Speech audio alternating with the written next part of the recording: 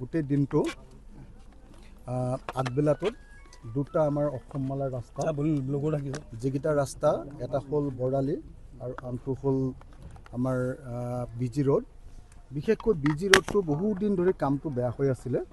আজি ঠিকাদাৰ executive engineer সবকে লগত লৈ বৰালিৰ ঠিকাদাৰ এক্সিকিউটিভ ইঞ্জিনিয়াৰ, বিজি ৰোডৰ ঠিকাদাৰ এক্সিকিউটিভ ইঞ্জিনিয়াৰ আৰু ছাইট ইঞ্জিনিয়াৰ সকলোকে লগত লৈ ভ্ৰমণ কৰিলোঁ। আৰু অহা 15 জুলাইৰ ভিতৰত বিজি ৰোড আৰু আমাৰ বৰালিৰ এটা ঠাইতো যাতে ক'তো ভগা থাকিব নোৱাৰে, গাঁত পিট হৈ গৈছে যে সেইটো যাতে থাকিব নোৱাৰে, কোনো মানুহৰ যাতে অসুবিধা নহয় তাৰ ব্যৱস্থা কৰিবৰ কাৰণে মই নিৰ্দেশ দিছোঁ। অহা 15 জুলাইত মই আকৌ আহিম।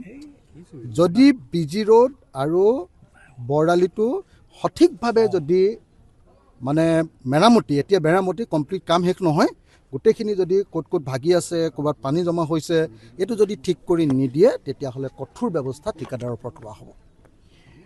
মই আজি টাই মিউজিয়াম, আমাৰ শিৱসাগৰত নিৰ্মাণ কৰি থকা 16 কোটি টকাৰ টাই মিউজিয়াম আৰু 142 কোটি টকাৰ ৰংঘৰ প্ৰকল্প চাবলৈ আহিছিলোঁ। এই প্ৰকল্প দুইটা একেজন ঠিকাদাৰে লৈছে। তো এজনৰ নাম কিবা চৌধুৰী, কি নাম, ৰোহিত চৌধুৰী, এজনৰ নাম অভিষেক কেজৰিৱাল আৰু আনজনৰ নাম কিবা গ্ৰোভাৰ। 3জন মানুহে লৈছে। এই 3জন মানুহে এই দুটা কাম যে লৈছে, তেওঁলোকে বটদ্ৰৱা প্ৰকল্পটো তেওঁলোকে লৈছিলে। আৰু এনেকুৱা ধৰণৰ কামবিলাক তেওঁলোকে মন্ত্ৰীৰ লগত, মুখ্যমন্ত্ৰীৰ লগত তেল মাৰি লয়, তাৰপিছত কামবিলাক কেতিয়াও ভালকৈ নকৰে, পেলাই থৈ দিয়ে, কোৱালিটি বেয়া। তো আজিৰ দিনটোত মই এতিয়ালৈকে দ্বিতীয়বাৰৰ কাৰণে ঠিকাদাৰ, এই 3জন ঠিকাদাৰক মাতিছিলোঁ। এক্সিকিউটিভ ইঞ্জিনিয়াৰ বিল্ডিং মোৰ লগত আছে, তেওঁ মাতিছে, কিন্তু এতিয়ালৈকে দুবাৰ তেওঁলোক অহা নাই। মই থাৰ্ড টাইম আকৌ এবাৰ চাবলৈ আহিম। আৰু যদি থাৰ্ড টাইমৰ ভিতৰত যদি ঠিকাদাৰে আহি মোক কোৱালিটি কনফাৰ্মেশ্যন দিব নোৱাৰে, টাই মিউজিয়ামটো পূৰা মানে আপোনাৰ খিৰিকী চিৰিকীবিলাকৰ কোৱালিটি একেবাৰে বেয়া, ওপৰত যিবিলাক আপোনাৰ কি কয় এইটো হেৰি লগাই যে চাৰ্টটো কি বুলি কয়, এইবিলাক চিলিং, ফল চিলিং লগাই আছে, সেইবিলাকৰ কোৱালিটি দেখিলে আপোনাৰ হাঁহি উঠিব। ৰংঘৰ প্ৰকল্প চাবলৈ আহিলোঁ, ইয়াত কোনো ধৰণৰ প্লেনিং নাই। কেতিয়া কি কৰিব, কেনেকৈ কৰিব, আপুনি ৰাস্তাটো যাবলৈকে ৰাস্তা নাই ক'তো এতিয়া এই মুহূৰ্তত খোজকাঢ়িবলৈ। কেইটামান টেকনিকেল কথা আছিলে পাতিবৰ কাৰণে, কোনো ব্যৱস্থা নাই ইয়াত।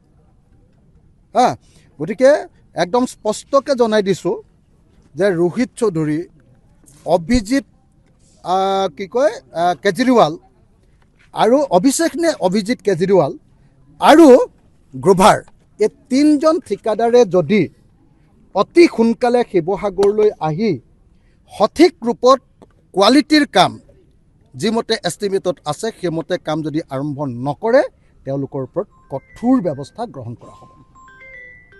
মই এটা কথা জনাই দিছোঁ যে মুখ্যমন্ত্ৰীৰ লগত ভাল হৈ বা কোনোবা মন্ত্ৰীৰ লগত ভাল হৈ শিৱসাগৰত এনেকুৱা কেলেংকাৰী কৰিব নোৱাৰি। যদি কৰে এনেকুৱা শিক্ষা পাব যে জীৱনত কোনোদিন আৰু ঠিকা নাপাব।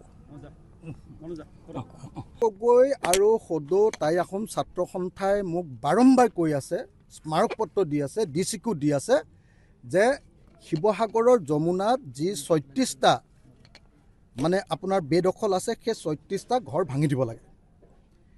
মই ঘৰটো ভাঙি দিয়াৰ আগতে প্ৰথমতে এক্সিষ্টিং যমুনাখন পূৰা চাফা কৰাই ল'লোঁ। আৰু এতিয়া সদৌ অসম টাই আহোম ছাত্ৰ সন্থাই যিহেতু আজি আকৌ ডিমাণ্ড কৰিছে, ডিচিকো কৈছে, মুখ্যমন্ত্ৰীকো দাবী উত্থাপন কৰিছে যে আহোম যুগৰ ঐতিহাসিক সম্পদ যমুনা যি বেদখল কৰি আছে তেওঁলোকৰ ঘৰ ভাঙিব লাগে।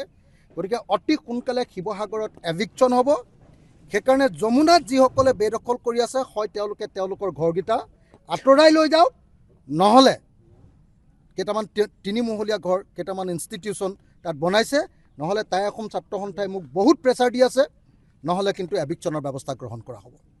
মই অতি সোনকালে তেওঁলোকক নিজৰ বেদখলৰ পৰা, মানে যমুনাৰ ওপৰততো আৰু কোনোবাই মাটিৰ পট্টা দেখুৱাই লাভ নাই না, কোনোবাই মাটিৰ পট্টা দেখুৱাইছে, কোনোবাই এলটমেণ্ট দেখুৱাইছে, এই চব কথা কৈ লাভ নাই।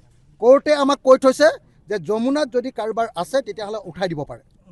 যমুনা, ঐতিহাসিক যমুনা আপোনালোকে নিশ্চয় জানে, যি যমুনাৰ লগত আমাৰ ৰংপুৰ চহৰ, আহোমৰ ৰাজত্বকালৰ ৰাজধানীখনৰ নিৰাপত্তাৰ প্ৰশ্নটো জড়িত আছে। যি যমুনাৰ লগত আমাৰ বৰপুখুৰীৰ পানীৰ লেভেলৰ সম্পৰ্ক আছে, যি যমুনাৰ লগত আমাৰ ৰজাৰ ঘৰত কাৰেঙত যদি কোনোবাই আক্ৰমণ কৰে তাৰ লগত যুদ্ধৰ কৌশলৰ সম্পৰ্ক আছে। যি যমুনাৰ লগত আমাৰ শিৱদৌলৰ সম্পৰ্ক আছে, সেই যমুনাখন এতিয়া ডাষ্টবিনত পৰিণত কৰি পেলাইছে। মানুহবিলাকে কিছুমানে ঘৰ বনাইছে, কিছুমানে তেওঁলোকৰ লেট্ৰিনৰ ডাইৰেক্ট টেংকিটোৱে যমুনা, টেংকি চেংকি ছেফটি টেংকি চেংকি নাই আৰু ডাইৰেক্ট যমুনা।